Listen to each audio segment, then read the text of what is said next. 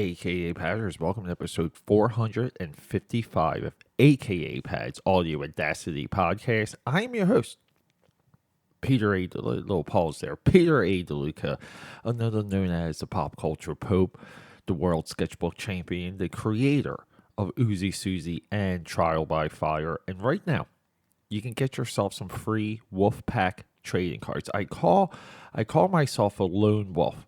And if you go to my website, akapad.com, AKAPAD, sometimes AKAPAD, depending on how you want to pronounce it, at the very top of the website, you can sign up for 2 free trading cards. I'm getting more printed. This is part of a larger, more creative series of mine. So maybe you might get 4, maybe you might get 3, but you'll get at least 2 exclusive, only available through that link, AKAPAD, Wolfpack trading cards. They're original characters. It just embodies everything that not everything, but a lot of these things that I believe in life. And I just if we all can just be a little bit more like wolves, the world would be a better place. So here we go. Speaking of wolves, speaking of machines, speaking of hunger, we're talking Will Smith and Ali. We are one away from wrapping up the Willsmithathon. That's right, everyone. I went through every single Will Smith movie that I was not immediately familiar with or have seen previously. Now, when I say immediately familiar with, I like when I recollect, when I think about the movie, if I don't recall what the flow of the movie is, the high points, the low points, what happens here, what happens there, the end of the movie, relatively the point of the movie. I watched it. Ali is one of them. Ali is a movie.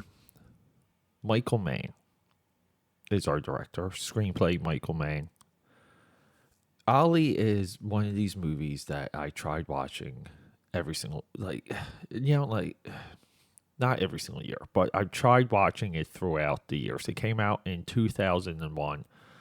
I probably tried watching it on DVD around that time, whenever it came out. If it came out on DVD 2002.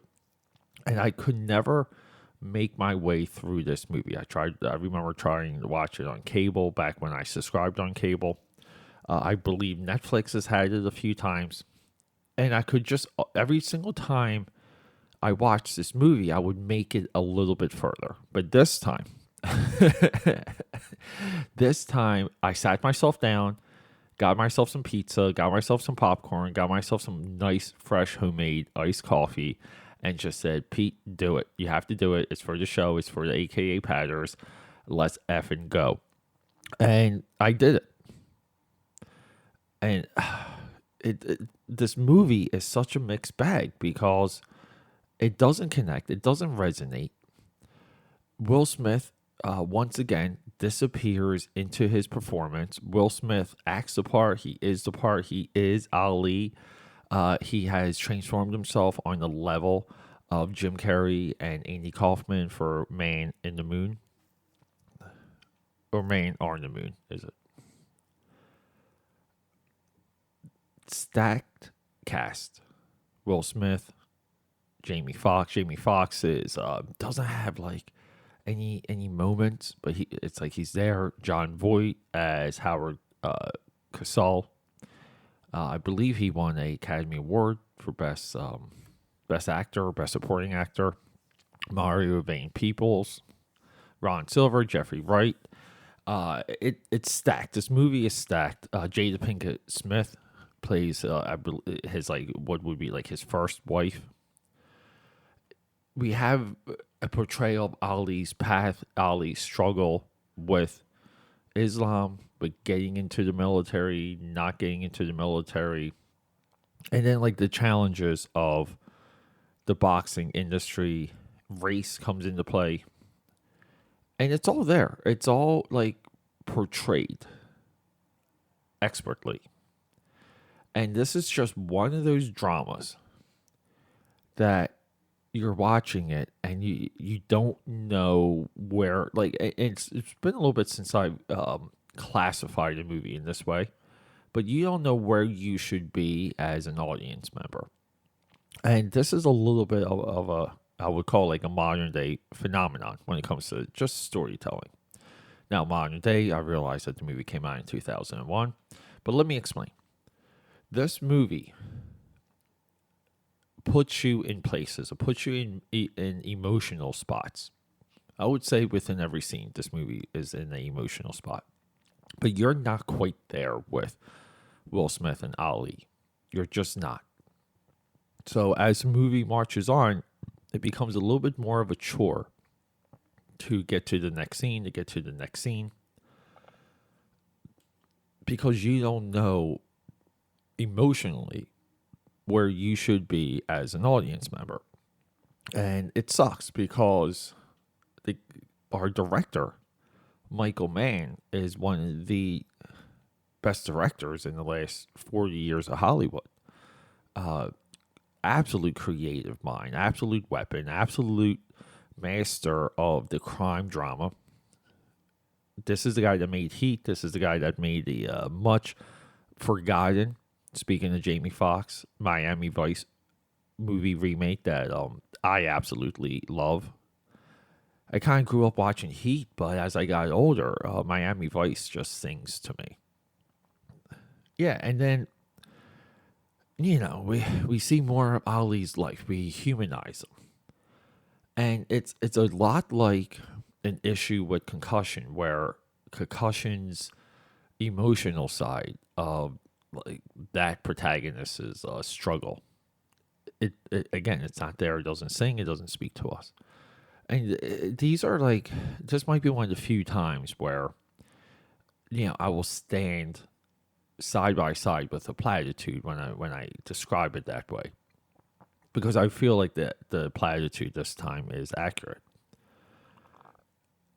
Ali, I would not recommend. I would not say it's a essential sports movie. It's not a essential boxing movie.